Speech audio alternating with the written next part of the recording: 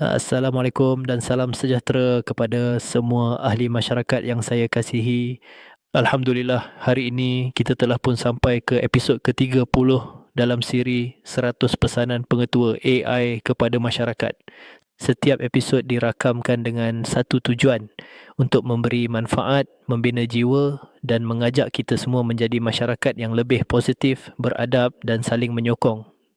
Pada episod kali ini, saya ingin membawa satu pesanan penting. Rezeki datang dari kebaikan. Dalam kehidupan seharian, kita sering berfikir bahawa rezeki hanya datang melalui kerja keras atau usaha fizikal.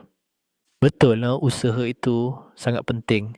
Tetapi kita jangan lupa bahawa kebaikan adalah magnet rezeki yang sangat kuat.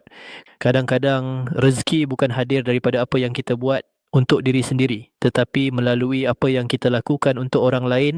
Apabila kita menolong seorang jiran, apabila kita memberi semangat kepada rakan yang sedang susah, apabila kita berkongsi ilmu tanpa meminta balasan, apabila kita menghulurkan bantuan walaupun sedikit, di situlah pintu-pintu rezeki mula terbuka.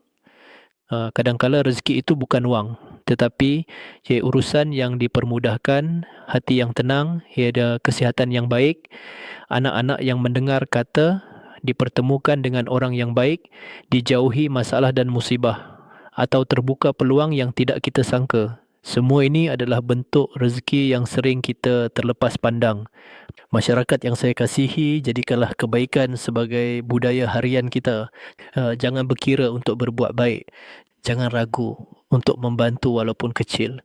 Setiap kebaikan yang kita tabur akan kembali kepada kita dalam bentuk yang jauh lebih besar dan lebih indah daripada apa yang kita jangka. Ingatlah, kebaikan tidak pernah merugikan, malah menjadi sebab Allah melapangkan rezeki hidup kita.